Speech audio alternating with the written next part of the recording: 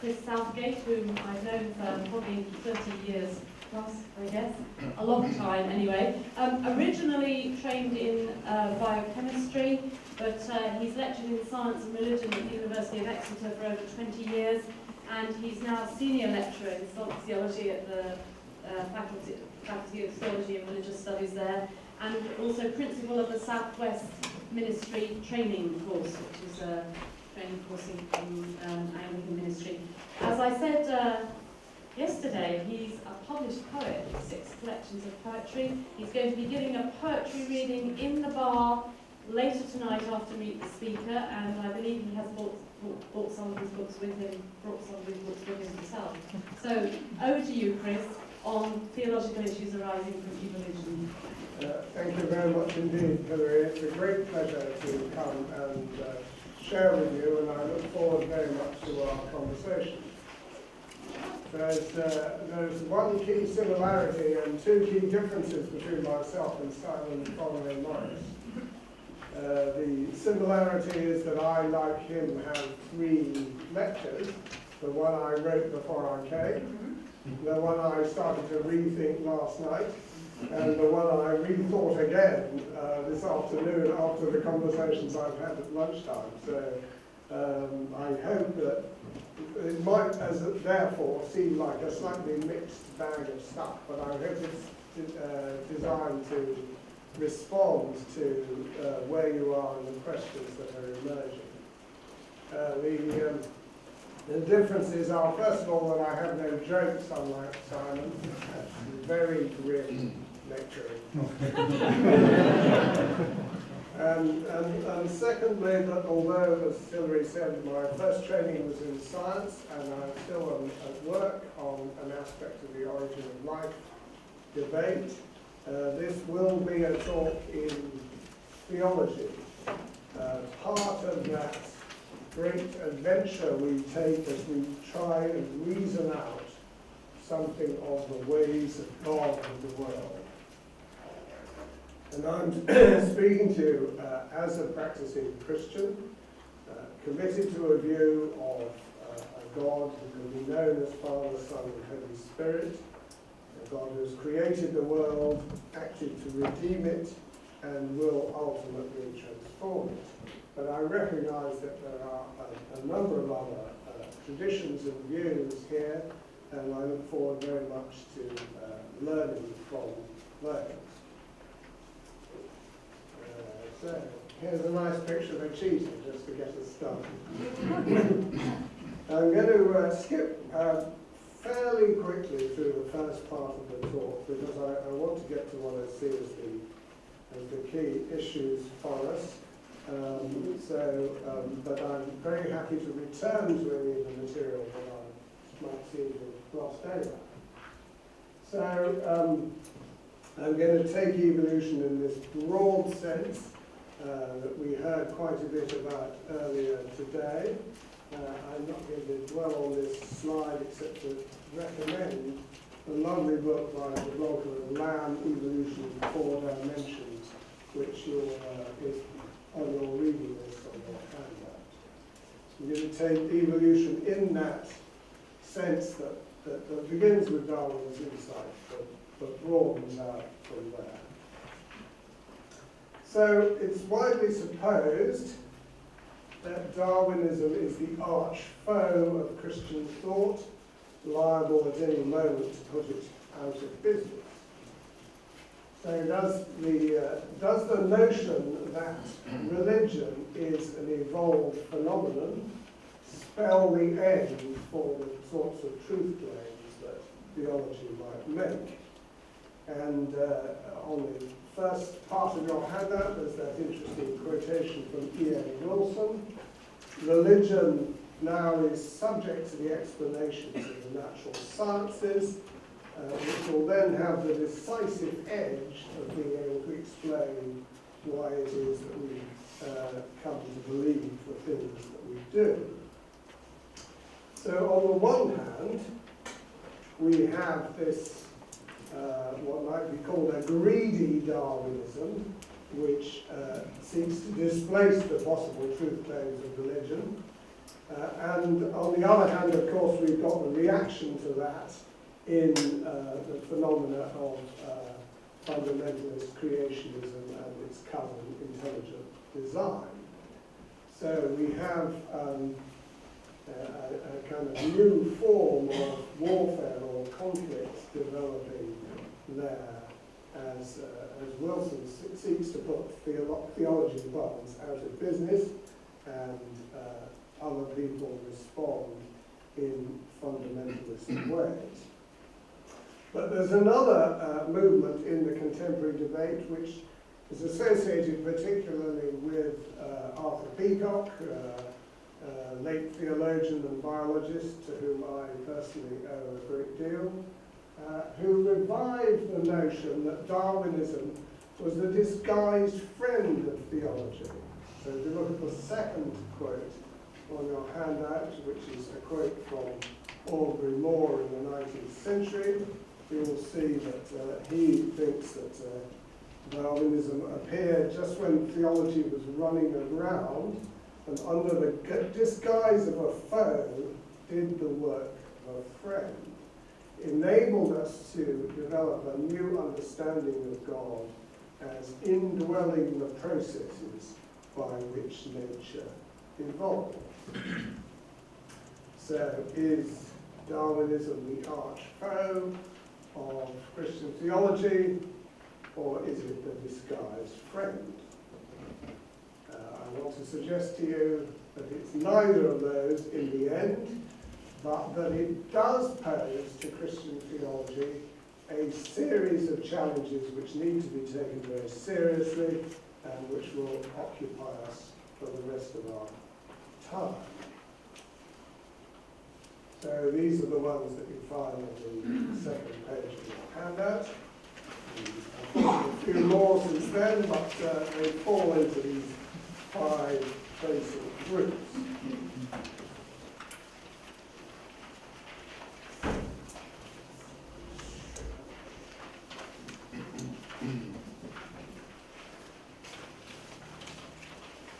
So I want to persuade you then that Darwinism, in its broadest sense, is neither the death knell of Christianity nor its disguised friend, but offers Christian thinkers a powerful and beautiful but deeply troubling narrative that challenges us to think more deeply and honestly about what we can and cannot say about the God who made and saved us. Okay, these challenges then. The first 3, I think, need not detain us perhaps all that long. We heard very, very helpfully from Ernest Lucas about the need to understand the Genesis 1 text in a figurative way, as a theological document rather than a literal scientific document. And the sciences now give us a very, very different sort of picture of the unfolding of the cosmos and the biosphere than anything that the ancient writers could have known. So there are all sorts of reasons for not embarking on a literal reading of Genesis 1. This was an issue historically, but I believe need not be one for us doing theology today. But I will want to return to Genesis later when we come to discuss the issue of the fall, where I think these motifs become important and much contested again. Second issue is that of design. It was so important in 19th century thought, before Darwin, the notion that creatures had been beautifully individually designed by their creator, and that's why they were as marvelously adapted as they were. The language made famous by Paley and his analogy of the watch found on the heath. And evolution takes away the need to invoke direct design of individual creatures and species by showing how that those adaptive properties naturally develop over time through the operation of natural selection on variation. So you don't need design to give rise to the amazing array of creatures that we know. But really, I think theology had lost its way a bit with the emphasis on design in the Enlightenment, because design is not the sort of language that you get in the scriptures. The theological documents from which we're working don't want to talk, it seems to me, about divine design, but rather about the bringing of existence out of nothing and the great let there be with which Genesis 1 resounds. So that's a million miles, it seems to me, from the careful mechanical artificer of who Haley wanted to think. So we can move away gladly from the notion of the individual divine design of creatures or of species. What then about the distinctiveness of human beings? It's been fascinatingly touched on today, and I want to give a bit more time to it now.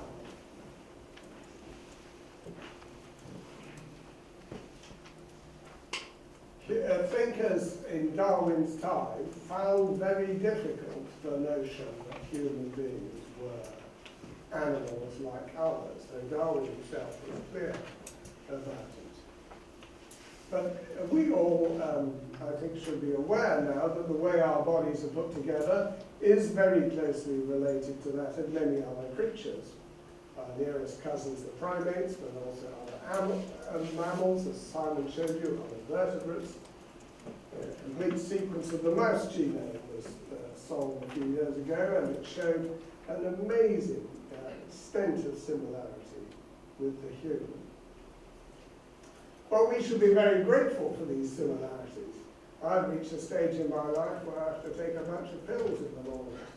And so I'm really grateful for all the scientific work on bacteria and animal systems that made that possible.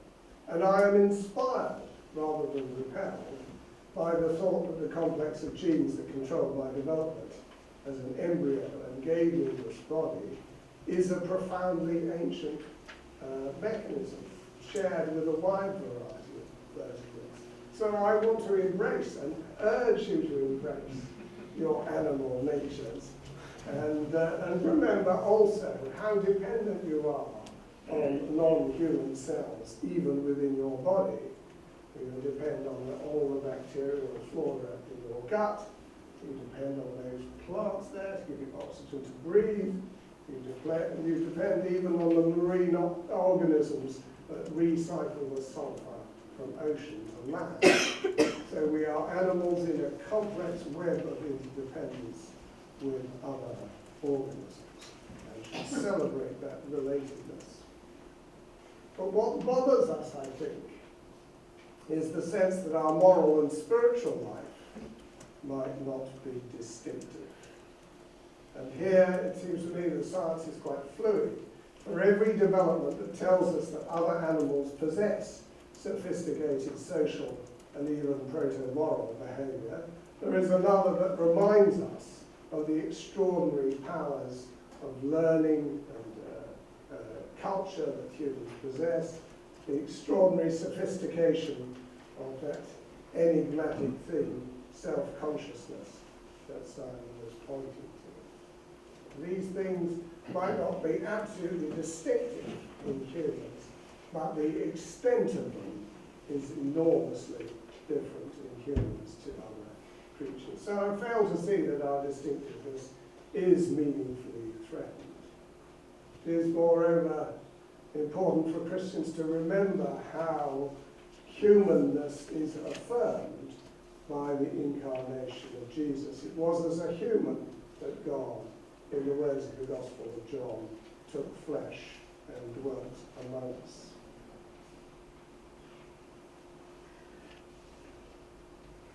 But there are other questions that an evolutionary scheme poses for the understanding of human being. In particular, for that phrase, the image and likeness of God in which we were created. And although I wanted to move away from a literal reading of Genesis in relation to scientific data, that phrase is so central to the theological understanding of human being that we can't displace it. It properly retains a fundamental place. So I just want to have a go for a moment on how we might understand the image and likeness of God, evolved animals as we are. These are 4 classic ways of understanding the image in recent literature. The substantive, we possess some property. Functional, we have been assigned some role. The relational, our capacity to love God and each other, constitutes our imageness. And the eschatological, we have not got there yet. In Christian teaching, only Jesus is attained for the extent of the image, but we are, as it were, in pursuit of that. And I want to suggest a way of understanding that image, which I find helpful, and see what you think. Actually, I'm going to suggest 2 ways and talk about one. You can ask me about the other if you like. I'm attracted by the notion that we are in the image of God when we respond to self-giving love by transcending our own selfishness. That when we respond to the sort of love that God gives us. And so this understanding is based on an understanding of God's nature, a trinity of perfectly self-giving love. There's no selfishness in God, but only the perfect transcendence of self in loving relation. And if we understand the image and likeness of God as being in this image of the Trinity, then we understand it not so much as the self-giving itself, because that is what is the property of God, but rather as our capacity to respond to self-giving love. Each of the persons of the Trinity responds perfectly to the self-giving love of the others. And each human is called to respond to and be transformed by the self-giving love of God as Trinity. And if you think about it, that is all of these things. It is substantive because it supposes that there is an attribute within humans making us capable of that response. It is functional because it calls us to that response, to be worked out in relation to each other and the whole creation. It is profoundly relational, and it is eschatological because, as I say, the image is only now being perfected in the transforming work of our salvation. So what I want to say is that image, so understood, is something that gradually emerges within human nature. There's no blue touch paper moment at which it appears. It may well have inhered in some of our hominid cousins. It was fascinating to hear what Simon was just saying about Neanderthals and how they were already on the track towards some of the properties that modern humans came to possess. So wherever we see self-giving, costly relating to others for others' sake, it seems to me we see the beginning of the image and likeness of God. And we should not be afraid to see that proto-image in other primates, or indeed in elephants or in other animals. Neanderthals, we can be sure, looked after individuals who were sick, who were past childbearing age and had broken limbs and severe arthritis. As was pointed out too, they had ritual behavior that valued individuals in their death. So there seemed to be a gathering case for saying that in some respects Neanderthals were being drawn up into the image of God and into the life of God. So there's a problem for us. It was all very sweet and easy up to now, but here's the problem. What was God doing that he allowed the probably quite brutal extermination of this proto-imago species, the Neanderthal, by the modern human being? Where is providence and where is divine love in that? It's there are other issues, very complex issues about the providential relation of God to the sweep of the evolutionary narrative. The one that troubles me the most, I suppose, is the extinction of the dinosaurs, a highly successful group of species. Some catastrophic event seems to have precipitated their extinction and allowed the little runt-like creatures that were our ancestors to grow up and proliferate. Where's God's providence in that? Where's God's love? Are the dinosaurs only an expedient, only a means to an end? These are some troubling providential questions to which you might return. But what I want to emphasize is my view that there was no sudden moment at which God switched on the image in humans. That God is always seeking to call out self-transcendence from God's creatures, each according to its evolved capacities. Maybe, the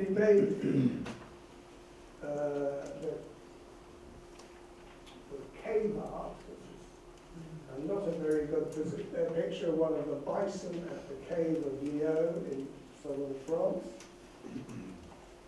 So difficult to tell how the mentality of self-understanding of early human beings developed. But there is some very interesting work by people like Lewis Williams, and adopted also by Professor Van Housteen in his gift of lectures. Lewis Williams suggests that cave art needs to be seen not as representational art in the modern sense, nor even as a mechanism for hunting, for successfully hunting the bison, but rather as a way of reaching into the spirit world. And Van Housteen has explored the possibility that religion was an important element in the development of the kind of minds that we have, the kind of cognitive fluidity that characterizes modern human intelligence. So an impulse to respond to the divine love of the Creator might be, in fact, a key catalyst in that evolution of human beings. Theologically, this could be seen as a hint that responding to God's calling helps to the calling to self-giving love, help to form the self-consciousness of the modern human, and hence, in turn, an enhanced potential for love. Ultimately, the potential to recognize the sign of God that is the life, death, and resurrection of Jesus. So there's a very, very tentative evolutionary picture of the emergence of human beings as God-related creatures capable of self-giving love. But I don't neglect the fact that the argument can be run the other way, that as soon as you say that religion had its evolutionary uses in the development of human intelligence and the human psyche, then you're back in the territory of E.O. Wilson, the explaining away of why almost all human beings in the history of the world have been religious on the grounds that it promoted something or other. Predator detection, cognitive fluidity, tribal cohesion, comfort in the face of death, whatever theory you want, there is still this argument that Darwinian science can explain religion away. That's the move that Wilson makes in that first quotation, and Dawkins makes a similar proposal dressed up in the language of the virus of the mind. They're interestingly different, incidentally, in that Wilson, although he thinks that religion is palpably false and explainable away, he nevertheless thinks it's a vital element in the saving of the world from climate change and the like, whereas Dawkins thinks that it's an altogether pernicious lie and must be eradicated if at all possible. The explaining away of religious truth claims on evolutionary grounds is, of course, only a modern scientific elaboration of the explaining away of religion by Marx and Freud and Faraday. Religion provides comfort, social cohesion, refuge from existential terror, and so on. It is, in our day, a powerful elaboration, but all I want to say is that ultimately, in argumentative terms, I think it's a dead end. Because evolutionary theorists will never persuade theists that there is no truth behind the notion that God calls for them and relates to them. However many theories there are of the other benefits of religion. And theists will never persuade atheist evolutionary theorists that there is another dimension that they ought to invoke. But that argument ultimately is a stalemate, and I don't really see that it's going to happen. And that we're going to see much development in it in the near future. Certainly what I think will develop and needs to be watched quite carefully is the advances that we shall see in neuroscience in the next 20 years. Who knows what skulls we shall find in Africa in the next 20 years. But it's pretty sure that we shall have a much more advanced notion of how our brains work and those of other creatures, and that will influence our sense of what religion looks like at a neurophysiological level. Well, that's all I think largely is in the future.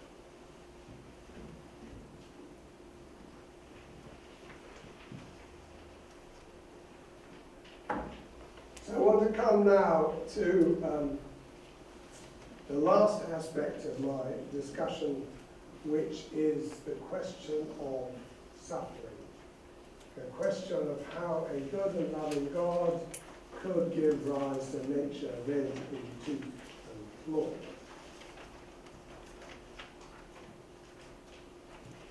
I've written quite a bit about this, and I put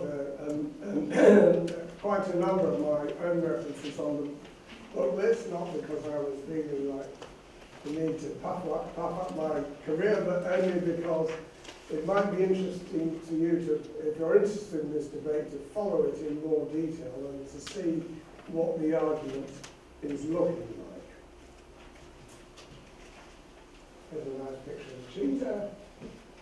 Here's a picture of a mother cheetah holding the leg of an antelope so that cheetah cubs can learn to pull a big animal down.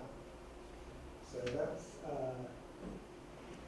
that's not a sudden instant death in an antelope, it's a protracted period of trappedness and pain. So, in making this argument, there's a nice picture of a cheetah.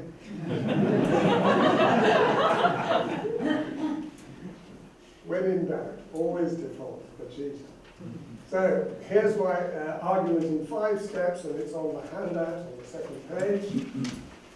The first is to say, contrary to what a great many people in the history of the debate have said, that other creatures, not all of them, but a certain proportion of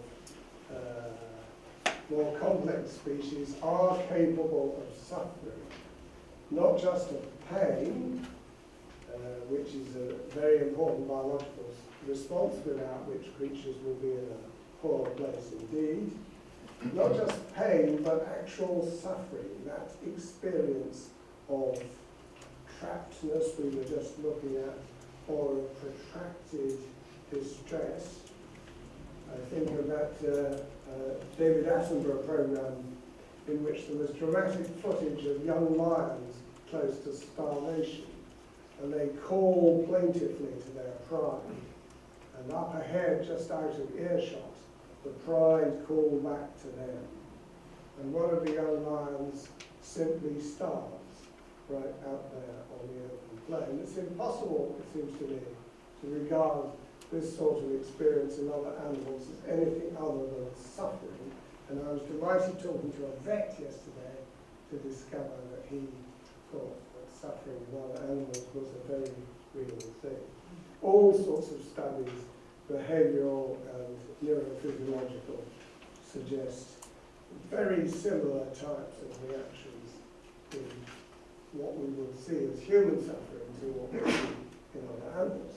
Which is not to say, by the way, that there aren't aspects of human suffering for which there are no animal parallels.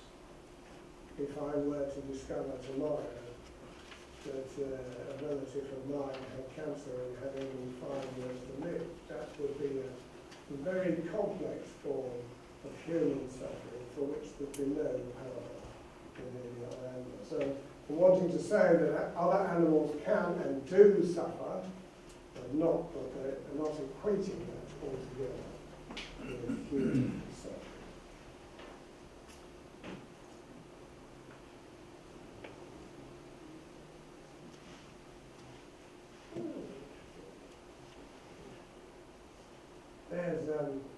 There's a whale being torn apart by orcas, just in case you were wondering what that was. My second move is to say that the fall will not get Christian theologians off the hook in this area.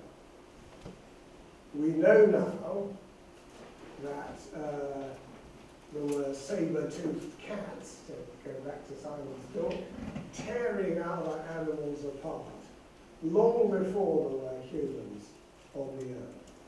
So there is no good thinking that human sin has caused this situation. The redness and toothless and clawless of the world predates human sin. It's part of the way the world works. Ultimately, I'd say it's down to God. The fall will not get you out of this problem. And Ernest Lucas showed us how the Genesis 2-3 narrative offers figurative language about human beings and God. It doesn't tell us about how the general conditions of the world were at the time of the narrative suggests.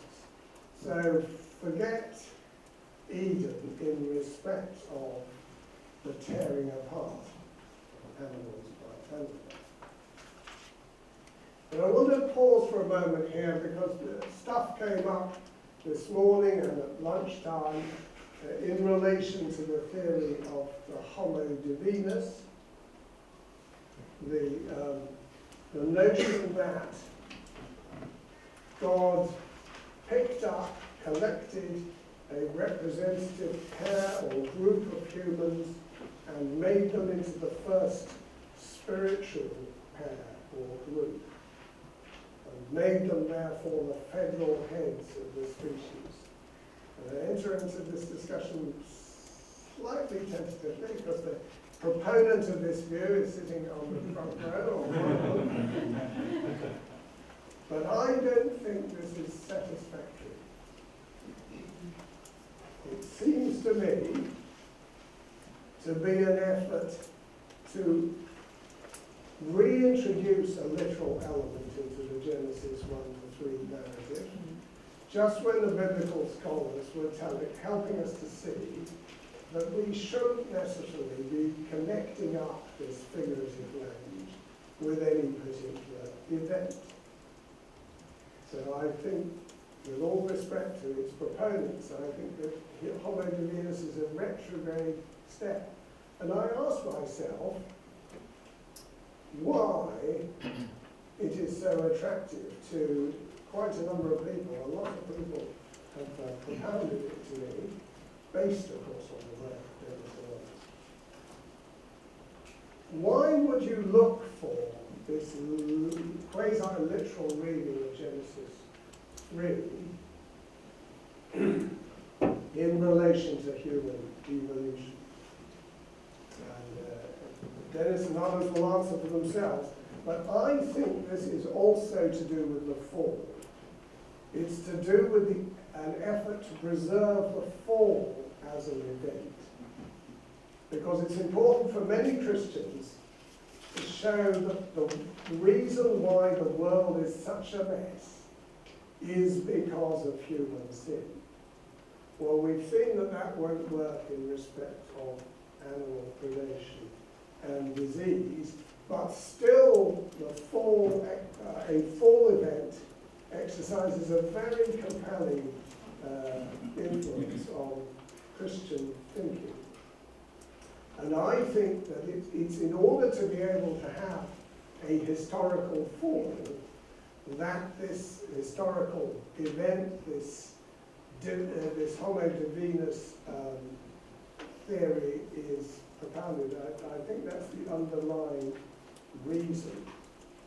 And yet, as I think several people were thinking this morning, there is a great problem to know how the sin of a pair or group of humans was transmitted to other humans. How does the fallenness of the fall event work?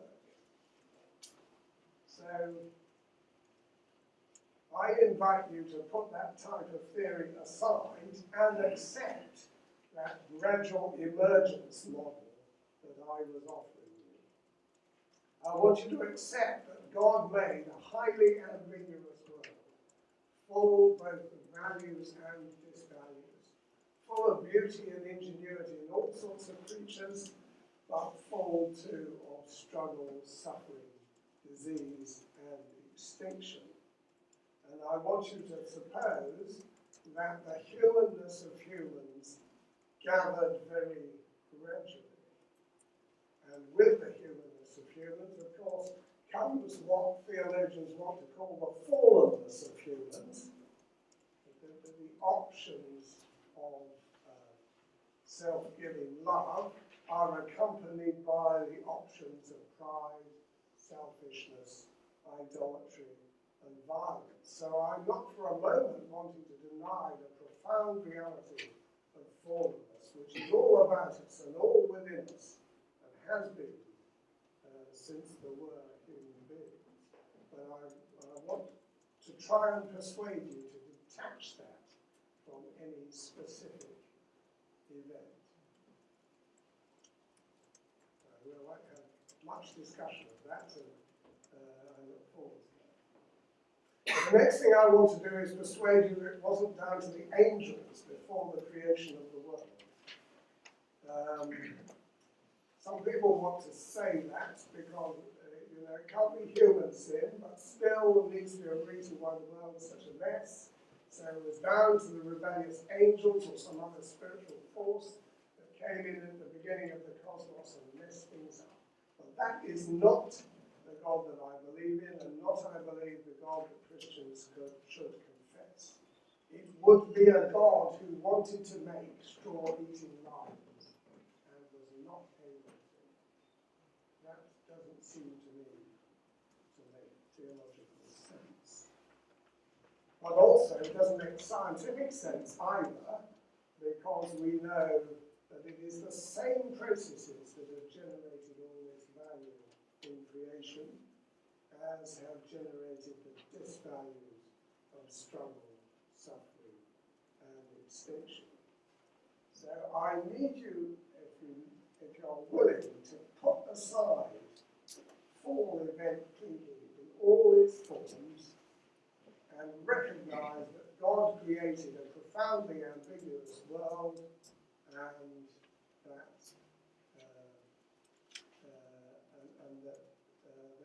an evolutionarily informed reading of nature necessarily persuades us of that.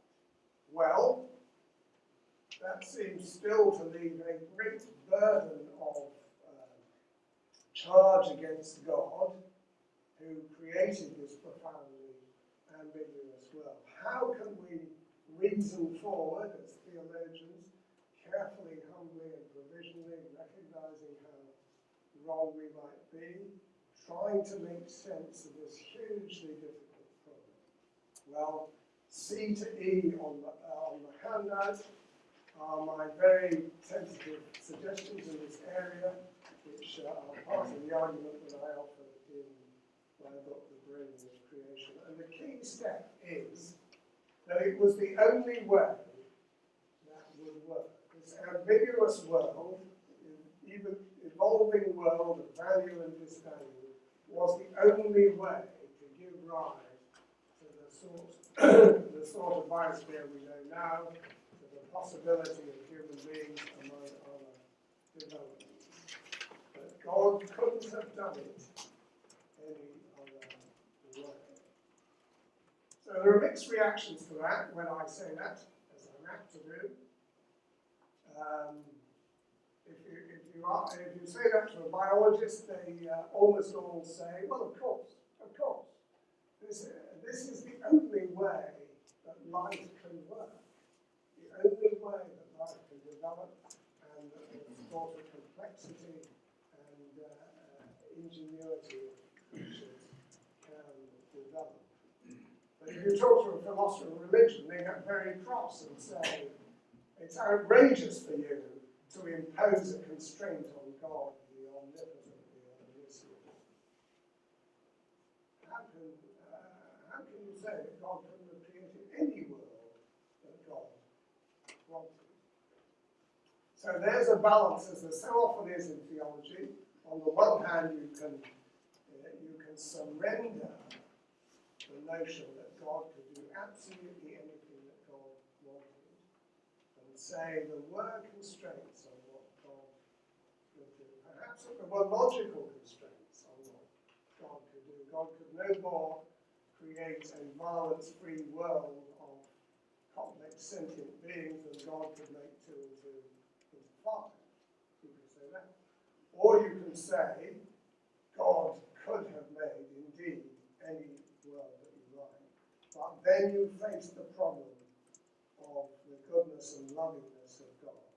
If God imposed so much suffering on so many creatures over so many millions of years. So you will have to, as thinkers, if you want to engage with this exercise, you will have to make that sort of choice. And I come down with all due hesitation on this side, that it was the only way that life could work to give rise to the sort of possibilities that we know.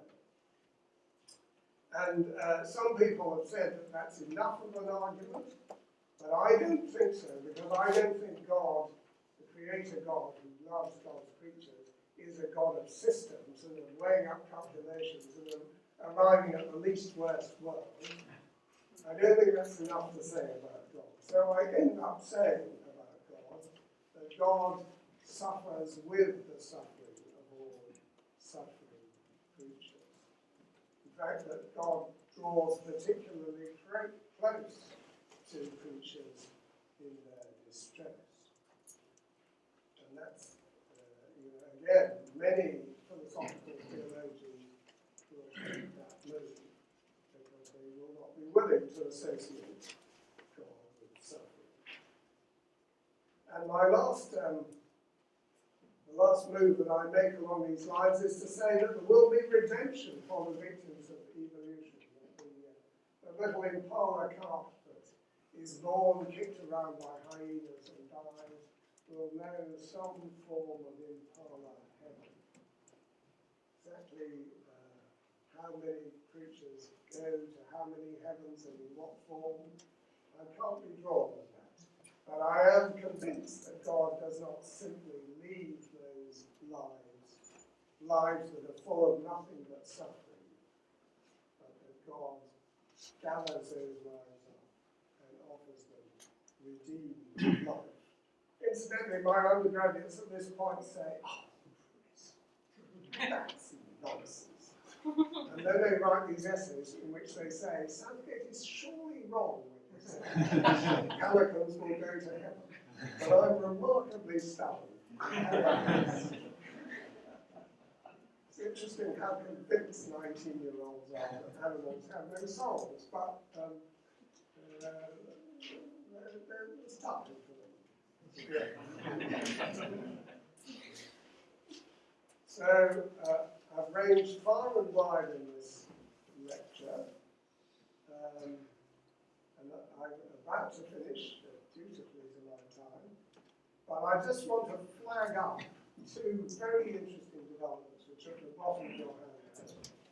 And the first is this notion of convergent evolution in the work of Conway Morris in particular, the sense that there are particular attractors, strategies for making life work, towards which the evolutionary process will naturally, as it were, direct creatures. That, you could look at that as being an aspect of the divine creation, that God has set up the possibility space in such a way that certain properties, vision and intelligence, and the classic example, would naturally arise within it. If you say that, of course, you take away some of the burden of saying, what was God's providential relation to evolution? How did God guide it from millennium to millennium? So that's again the balance that you face. Do you invoke a God who set everything up from the beginning and needed to have very little to do with it?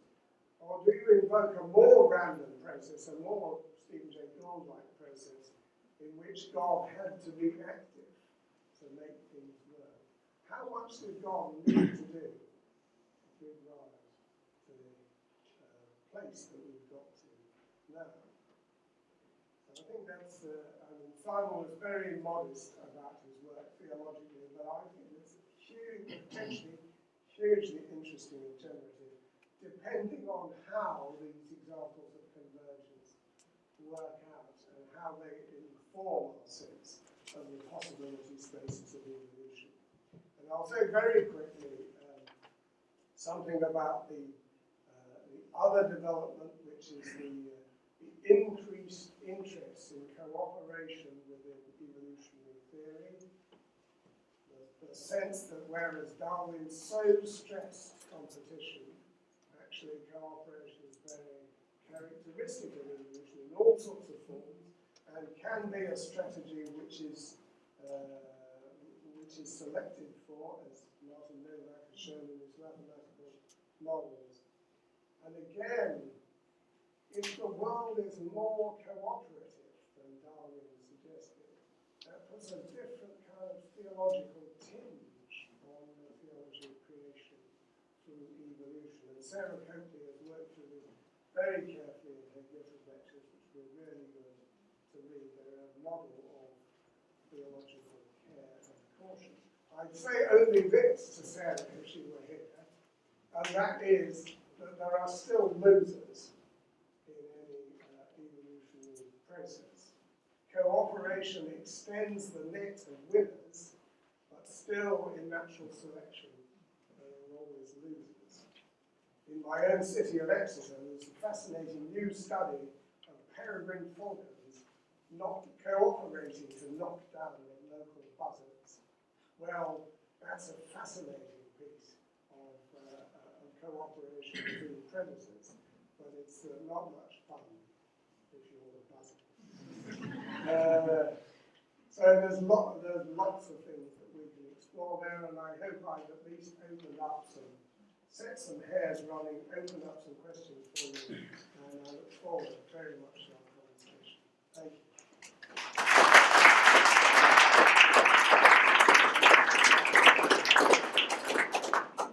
Thank you very much, Chris. And just when you thought you were getting everything sorted out in your heads, along comes a theologian and throws all the questions up into the air again.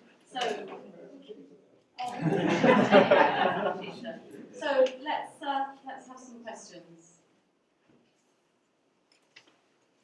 Yes, at the back, Roger. Okay, I'm a biologist, so I really appreciate your point B, not to use the fall as an explanation for why there are prey and predators and all the rest of it. But I have a problem with, I think I have a problem with your use of the word suffering as one overall category, describing everything that goes on in all ecosystems at different trophic levels. I mean, in let's say in marine ecosystems, you've got zooplankton eating phytoplankton, and then filter feeding fish eating both, and then bigger fish eating those fish, and then a big top predator like the shark coming on and eating whatever. And the system needs all that to work. And my question really is, do you think that those kind of events and experiences of predators and prey that are essential for ecosystems to function, do you think that's equivalent to the kind of suffering that we see among humankind when, for example, one human decides to interrogate another by torture or something like that? I don't honestly see how you can lump it all together as creaturely suffering. I think we're in different moral frames of reference here. Absolutely, yes. And so my answer is no, I'm not lumping them together. I try to make a distinction between there are all sorts of aspects of human suffering which have no animal parallels. And I'd say also that I am not so engaged with the bacteria or the zooplankton, or even with those wasps and caterpillars that so above Darwin. But I am concerned about what I see as the experience of animals that are sophisticated enough to know themselves to be in distress, where that distress is protracted, or where they anticipate that distress and have no way out of it. And that is where I think that the God who loves those creatures and yet has created a world to which those experiences are, as you say, intrinsic. There's a charge against the love of God created by those instances of creaturely suffering. So I'm invoking a certain band of creaturely experience, not in the most primitive organisms, and I'm not relating it directly to human suffering, but I'm saying that there are things about the experience of certain range of creatures within the world which trouble those who think that a loving God created. Well, could I just follow up and say, where would you put that boundary? Well, I wouldn't want to be too dogmatic about that because we know so little about the experience of other creatures. Back to the naval picture of the bat, that we know as animal studies grow, we get more of a sense of how to look for distress and the patterns of chemicals in animals that we see in humans in suffering situations. So I think over time we will be able perhaps to be a little more precise about that, but I don't think we'll ever can be absolutely definite. But you yourself would make a distinction between the whale and the reserve bank in terms of experience. Well, yeah, but I still don't see this great aggregation of all creaturely suffering as something that's really, really defensible. I think, don't you have to well, you're already subcategorizing it. Yeah, yes, and yet I still think it's massive.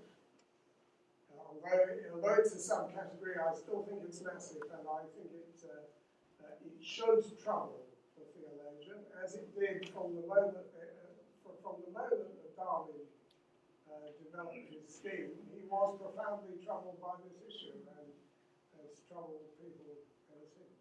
Sure, humans don't like cruelty, do they? Yeah, and Would you like to pick that up? they should be troubled by God's cruelty and by the apparent implication that God uses these systems of suffering to the divine end. That should be troubling. Yes. Okay, that's one area of questioning. There's a question here.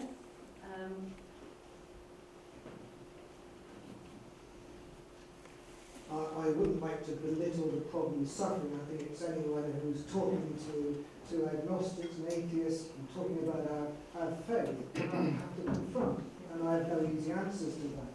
But I wonder, and also it's nothing to do with evolution, this. I mean, read the book of Job. It's been ever since Christians and Abrahamic believers have been about. Why does God allow this suffering? The book of Job tries to answer it, but the point that I would like to make from a biological point of view is that perhaps waste is also a term that is used, and I know it's one that Dawkins and others have used. Why have we got such a wasteful God? And I wonder if that can be confronted from a point of view of the level at which we're looking. I mean, if I take an analogy, I have a perception of my body, and I know during my life millions and millions, billions of cells have died to make me as I am now. It's a process that was necessary. It's one that's essential. I can see that, I can explain it, and I think I have no problem in explaining that to others. I haven't got a perception of the bigger picture, I'm afraid, of the cosmos, of God's, how the whole thing works. And I don't think I ever will. And I think that's where I leave it with Job. I just don't understand. It's a mystery, and will probably remain a mystery. But what do you think of that? I think that's very, very helpful, if I may say so. I think that you're absolutely right, of course, that the problem of animals tearing each other apart was well known before Darwin. And I think the ingredient that Darwin introduces is the sense that this suffering, the suffering in particular of the weak or the unlucky, is the way the system works. So slow cheaters starve. That's why we only see fast ones. The sense that God created a system which relies on this suffering is what tightens the problem up. And one answer for sure is to say it's a mystery.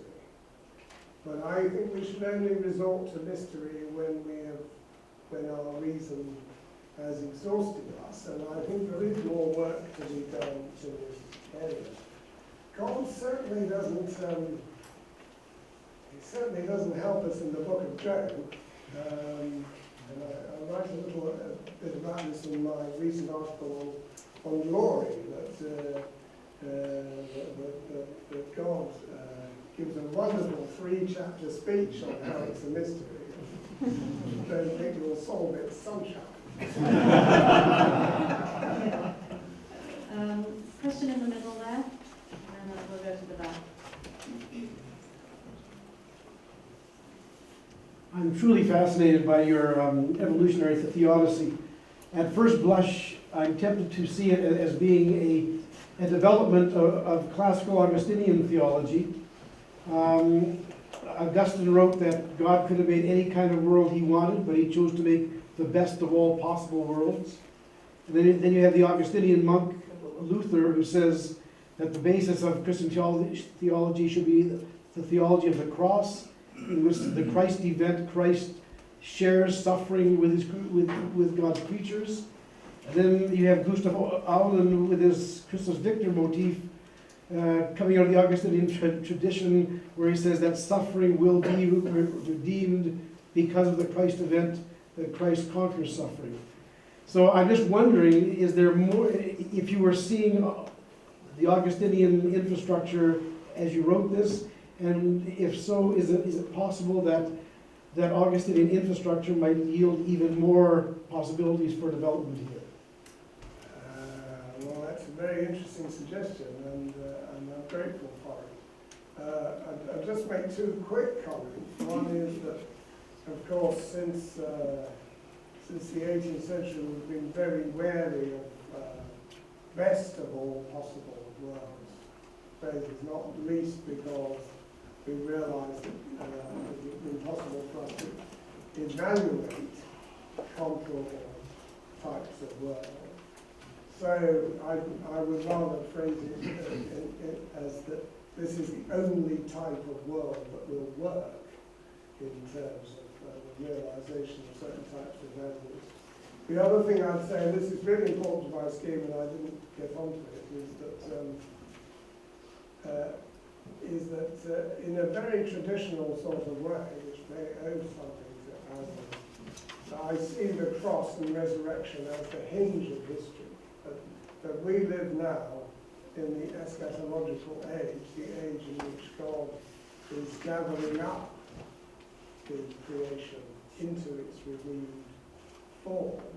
So all that I've said about the nature of the creation from the beginning needs to be seen by the Christian in the light of that cross and resurrection, and that already, even as creation groans, God awaits the freedom of the glory of the children of God, through which the creation will in turn know its own liberation. So I'm heavily indebted both to that quite traditional view of cross and resurrection and to that Roman text.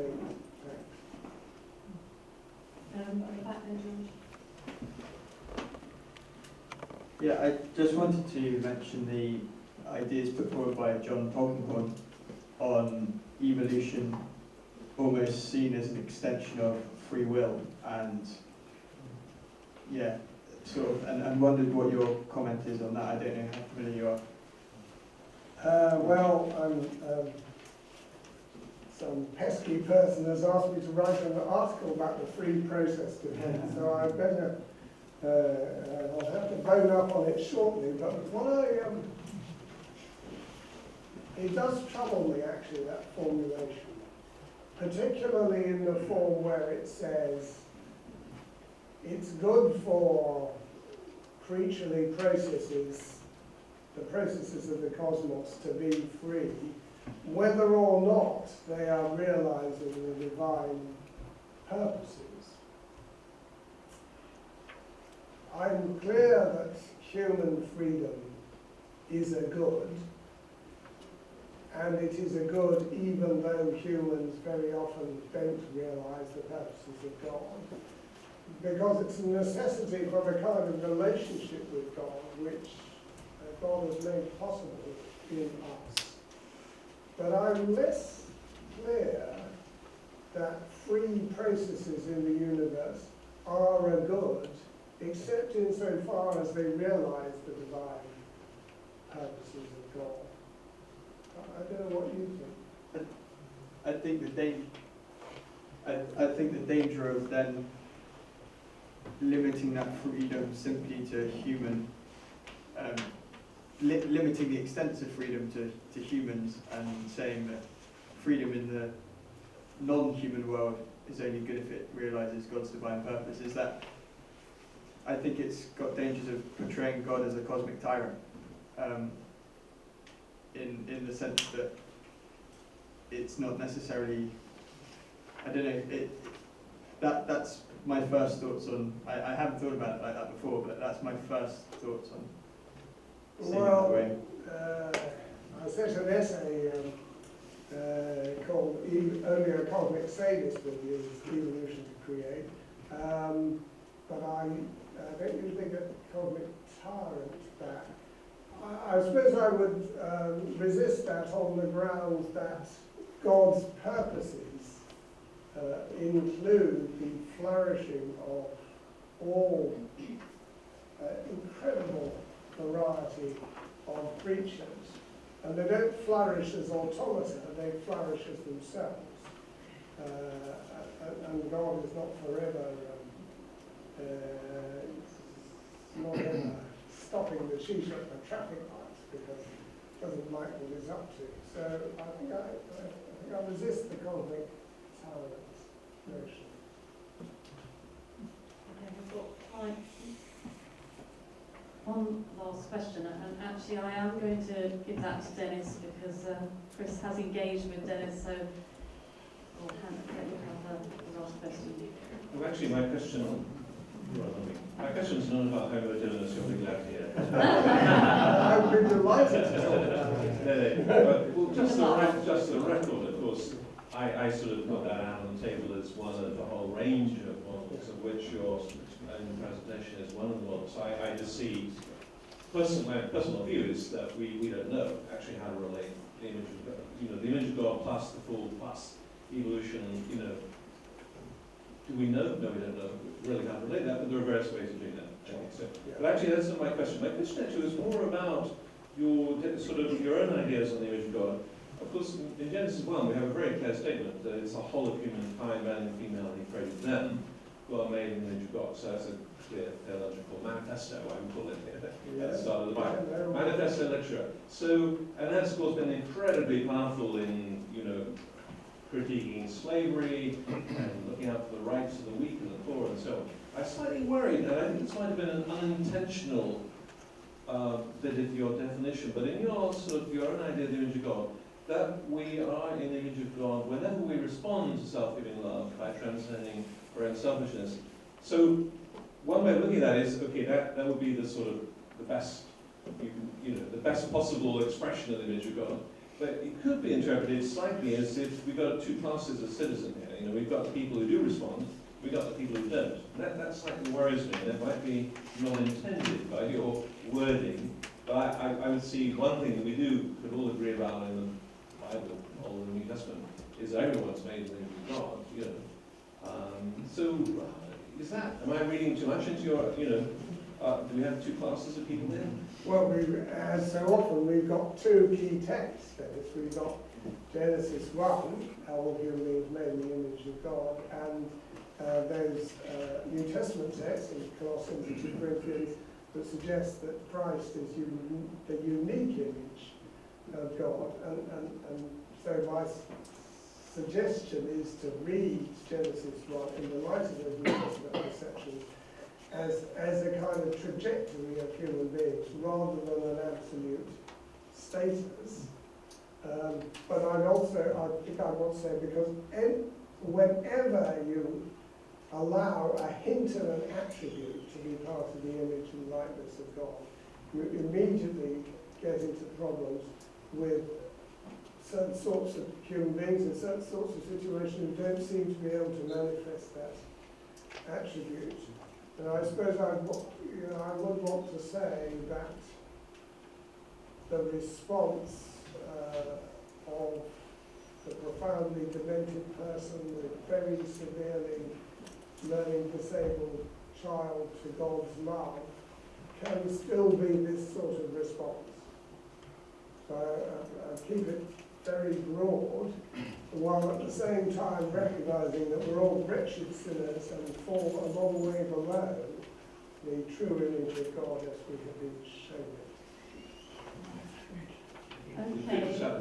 Yeah. On that note, I'm aware that you are going to have an opportunity to pose questions to Chris this evening. So what I'm going to do now is suggest we thank him again for coming in.